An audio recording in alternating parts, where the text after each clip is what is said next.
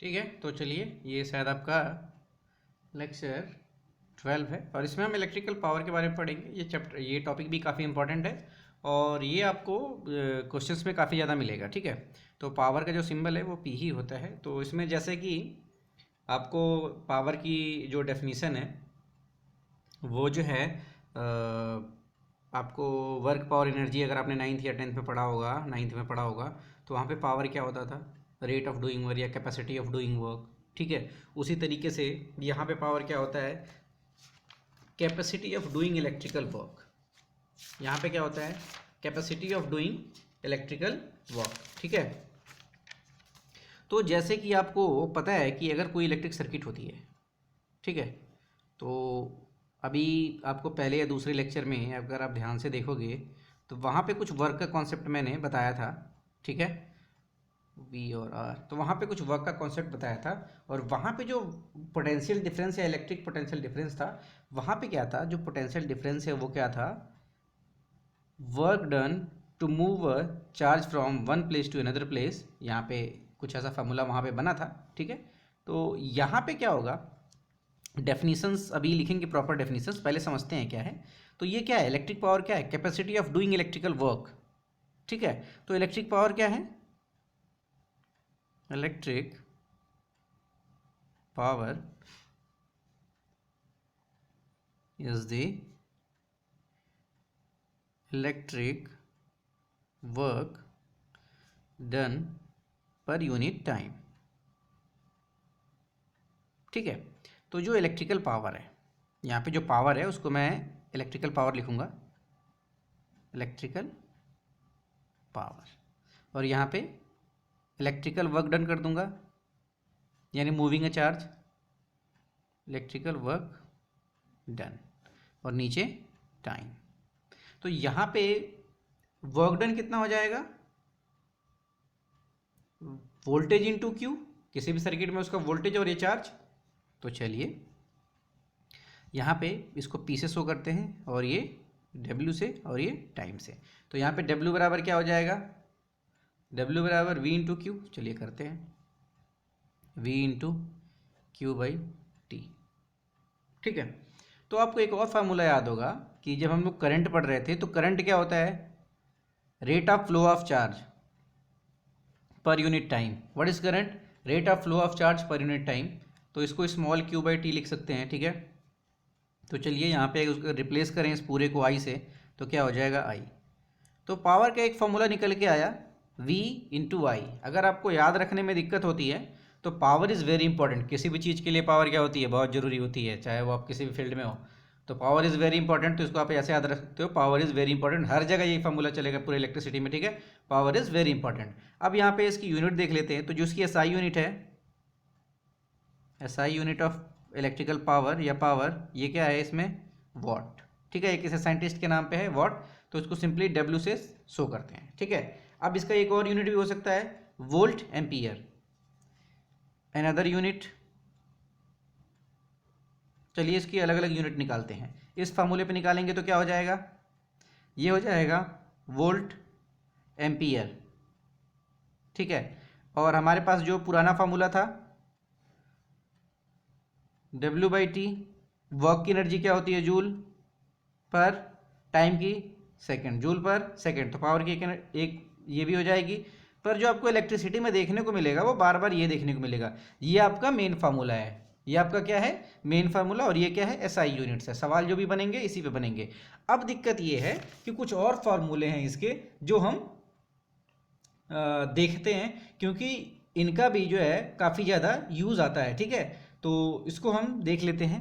एक फार्मूला तो ये है, ठीक है, इसी से डिराइव्ड फार्मूले हैं, उनको देखते हैं। हमारे पास पावर का फार्मूला क्या आया, वी आई, वेरी इंपॉर्टेंट। ठीक है, हमारे पास एक इक्वेशन और भी है, वो क्या है, वी बराबर आई आर। ठीक है, अब यहाँ पे हमारे पास दो वैल्यू है, वी और आई, तो एक एक को रिप्लेस करते हैं। चलिए वी को रिप्लेस करते हैं, यहाँ से आई क्या हो जाएगा, वी बाई आर। ठीक है, हमारे पास दो इक्वेशन बन गई वी और आई में। ठीक है, आर बराबर वी बाई आई, वो आर चाहिए नहीं, आर है नहीं, तो वी आई, इसमें से इसको रिप्लेस करते हैं, replacing V, replacing V, V को रिप्लेस करेंगे तो उसकी जगह क्या लिखना पड़ेगा, आई आर। तो रखते हैं P बराबर आई आर इंटू आई। आगे चल के क्या हो जाएगा, आई स्क्वायर आर। तो एक फार्मूला ये बन गया, ठीक है। एक फार्मूला क्या बन गया, ये बन गया। दूसरा, रिप्लेसिंग पी रिप्लेसिंग आई, ठीक है। आई को रिप्लेस करेंगे तो क्या बनेगा, v तो v ही रहेगा। आई बराबर क्या लिख सकते हैं, v बाई आर। तो ये क्या हो जाएगा, v स्क्वायर बाई आर, ठीक है। तो हमारे पास पावर के 3 फार्मूले आ गए, very important. I square R, जहाँ जो भी लगे वो लगा के निकाल सकते हैं वैल्यू, ठीक है। और v स्क्वायर बाई आर, ठीक है। अब समस्या ये आती है यहाँ पे कि पावर तो डायरेक्टली करंट पे वेरी करता है और पावर वोल्टेज पे भी डायरेक्टली वेरी करता है, ये तो तीनों फार्मूले से दिख रहा है। पर power directly proportional to R है या इनवर्सली प्रोपोर्शनल टू आर है, यहाँ पे समस्या आ जाती है। तो यहाँ पे किसको माने किसको नहीं माने, तो हम देखो यहाँ पे एक तरीका अपनाते हैं मानने के लिए कि जो हमारे घर में सप्लाई आती है उसमें वोल्टेज कांस्टेंट रहता है। क्या कांस्टेंट रहता है, वोल्टेज। तो अगर वोल्टेज कांस्टेंट रहता है तो हम जो है वहाँ पे अगर ये कांस्टेंट है तो इन दोनों में रिलेशन बता सकते हैं। लेकिन हमारे जो सर्किट आती है उसमें करंट कांस्टेंट नहीं रहता, हर डिवाइस अलग अलग करंट लेता है। आप देखोगे तो आपके डिवाइसेस पे लिखा होगा 5 to 10 मिली एम्पियर इतना। तो वोल्टेज के हिसाब से करंट बदलता रहता है। तो जो फिक्स होता है वो वोल्टेज फिक्स होता है, हमारे घरों के सप्लाई में एम्पियर की करंट फिक्स नहीं होती। तो यहाँ से तो हम बिल्कुल भी रिलेशन नहीं निकाल सकते। तो जो रिलेशन निकलेगा यहीं से निकलेगा, और वो रिलेशन क्या है, तो इसको लिख लेते हैं। ये बहुत ही कन्फ्यूजिंग हो जाता है कभी कभी। तो power is inversely proportional to resistance, ठीक है। इस बात को याद रखने के लिए एक छोटा सा एग्जांपल लेते हैं। ये बल्ब है, ठीक है, और ये हाई रेजिस्टेंस का है, और एक और बल्ब ले लेते हैं सेम, लो रेजिस्टेंस का है, ठीक है। और इसमें सेम वोल्टेज V लगाते हैं, और इसमें भी सेम वोल्टेज V लगाते हैं, ठीक है। तो ये बहुत ही कम ग्लो करेगा, क्योंकि हाई रेजिस्टेंस है तो पावर इसकी बहुत कम है तो कम ग्लो करेगा। और ये ज़्यादा है तो ज़्यादा रोशनी करेगा, मोर ग्लो, ठीक है। तो ये क्या करेगा, मोर ग्लो, और ये क्या करेगा, लेस ग्लो, ठीक है। तो यहाँ पे ध्यान से देखो, 2 बल्ब ले लिया मैंने, यहाँ पे बैटरी लगा दी सेम वोल्टेज की। तो जिसका रेजिस्टेंस हाई है उसमें करंट क्या होगा, बहुत ही कम जाएगा तो बहुत धीमा जलेगा, और जिसमें करंट ज़्यादा जाएगा वो बहुत ही तेज़ जलेगा, ठीक है। तो ये यहाँ पे इसकी डिपेंडेबिलिटी है, तो इसको आप देखेंगे। हालांकि तीनों फार्मूले आपको याद रखने हैं, ये आप बना भी सकते हो यहाँ पे रिप्लेस करके। तो जैसा भी सवाल आएगा हम वहाँ पे उस तरीके का आंसर देंगे, ठीक है। तो चलिए दो तीन क्वेश्चंस लेते हैं, कुछ एग्जांपल्स लेते हैं, और फिर इनको लगाने की कोशिश करते हैं कि कैसे सवाल पूछ सकता है, ठीक है। एक आइडिया रफ आइडिया लेते हैं। तो यहाँ पे मैं 3 सवाल लगाता हूँ। क्वेश्चन 1, आप चाहो तो नोट कर लो, ठीक है।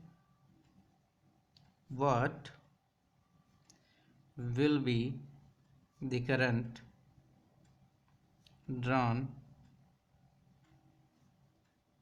बाई एन इलेक्ट्रिक बल्ब, या कोई भी इलेक्ट्रिक डिवाइस ऑफ 50 वाट। जब भी ये दिया होगा तो ये पावर दिया 50 watt, when it is connected to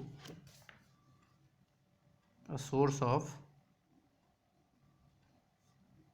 220 volt, ठीक है। तो सवाल को लगाने का सबसे अच्छा तरीका, सबसे पहले आप इसको पढ़ो और जो दिया है उसको लिखो। पावर क्या दिया हुआ है, 50 वाट, वोल्टेज क्या दिया हुआ है, 220 वोल्ट, और पूछा क्या है इसमें करंट। तो पी वी आई में क्या रिलेशन है, तो आपको तुरंत दिमाग में स्ट्राइक करेगा, पी बराबर वी आई होता है, वेरी इंपॉर्टेंट होता है। और यहाँ से आई बराबर क्या हो जाएगा, पी बाई वी।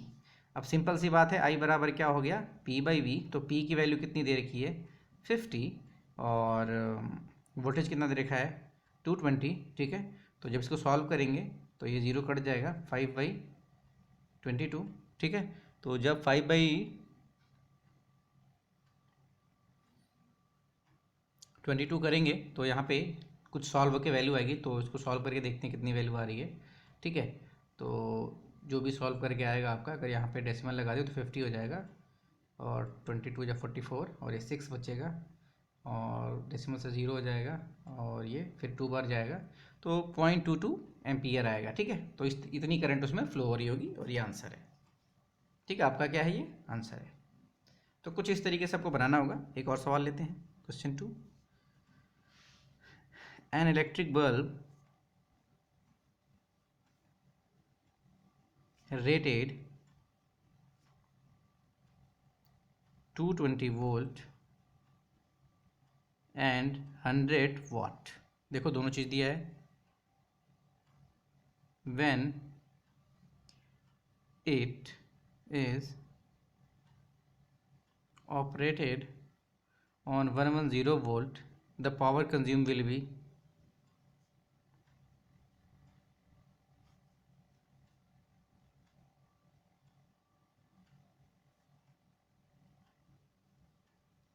ठीक है, तो ये बहुत ही अच्छा सवाल है। ये कह रहा है कि जब एक बल्ब था, ठीक है, इसको मैं पूरा समझाने की कोशिश करता हूँ, आपको अगर समझ में आ जाए तो बहुत वेल एंड गुड है।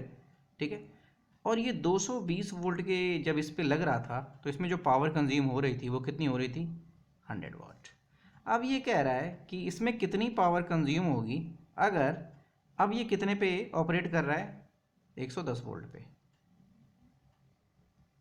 ठीक है, तो कितनी पावर कंज्यूम होगी। सिंपल सी बात है, सर्किट में करंट फिक्स हो नहीं सकता, करंट वेरी करेगा circuit to circuit, voltage vary कर ही रहा है, तो कौन सी ऐसी चीज़ है जो कांस्टेंट रहेगी दोनों में, तो बल्ब का रेजिस्टेंस। तो बल्ब का रेजिस्टेंस क्या रहेगा, दोनों ही केस में कांस्टेंट रहेगा। ये की पॉइंट है यहाँ पे लगाने के लिए। सिंपल सी बात है, सेम बल्ब लगाओगे तो उसमें बल्ब का वोल्टेज तो नहीं बदल जाएगा ना। 100 वाट का बल्ब लगा रहे तो 100 वाट का ही रहेगा ना। ऐसा तो नहीं कि यहाँ पे लगाया तो 10 वाट का हो गया, यहाँ पे लगाया तो 5 वाट का हो गया। तो जब भी सवाल लगाओ और कुछ ऐसा सवाल पूछे, तो उसमें अगर तुमको यहाँ पे पावर निकालना हो तो यहाँ पे हमें करंट चाहिए होगी, तो डायरेक्टली करंट, इसकी करंट इसमें नहीं रखेंगे, याद रखो। इसका करंट अलग होगा, इसका करंट अलग होगा, अलग अलग बैटरी का करंट अलग अलग प्रोवाइड करेगा सेम चीज़ के लिए। ठीक है, तो सबसे पहले इसका रेजिस्टेंस निकालेंगे, यानी पावर का रेजिस्टेंस वाला फार्मूला और वोल्टेज वाला फार्मूला चाहिए हमें। तो P बराबर V² वाला फार्मूला लगाना पड़ेगा। यहाँ से हमें R चाहिए, तो V²/P चाहिए। तो यहाँ से V² कितना हो जाएगा, 220 इंटू 220 अपॉन 100, तो ये दोनों कट गया, तो कितना हो जाएगा, 484 ओम। तो इसका रेजिस्टेंस कितना आ गया, 484 ओम। अब हमें यहाँ पे इसका रेजिस्टेंस पता चल गया 484 ओम। तो यहाँ से पावर निकाल सकते हैं अगर हमें वोल्टेज और रेजिस्टेंस दोनों पता हो तो। वोल्टेज और रेजिस्टेंस दोनों पता हो तो पावर की जो भी इक्वेशन है वो ये है, सिंपली लगा दो, 1110 इंटू 1110 अपॉन 484। ठीक है, तो 12100 484। ठीक है, तो यहाँ पे जब इसको हम सॉल्व करेंगे तो कितना आएगा, लगभग 4×5 = 20, 25 वाट के आसपास आएगा। ठीक है, सॉल्व कर लेंगे इसको, तो ये 25 वाट के आसपास आएगा। तो ये वेरी इंपॉर्टेंट क्वेश्चन है। यहाँ पे एक चीज़ ध्यान देने वाली बात है, यहाँ पे करंट नहीं दिया है, करंट वेरी करेगा, तो उसको करंट को हम नहीं ले सकते। यहाँ पे क्या करना पड़ेगा, रेजिस्टेंस लेना पड़ेगा जो फिक्स है। ठीक है, और हमें वोल्टेज पता है, तो फटाक से पावर निकल जाएगी। तो ये आपको यहाँ पे करना है। ठीक है, बाकी अगर क्वेश्चन अभी और आएगा बुकलेट में तो हम उसको देखेंगे। फिलहाल अभी हमें इसी पे जो क्या करना है, कंसंट्रेट करना है। ठीक है, तो यहाँ पे एक छोटा सा टॉपिक और आता है कि कॉमर्शियल यूनिट ऑफ इलेक्ट्रिसिटी, उसको एक अलग वीडियो में देखते हैं। ठीक है, और उसके 2-3 सवाल लगाते हैं। तो ये आपका था, ऐसा ही आएगा।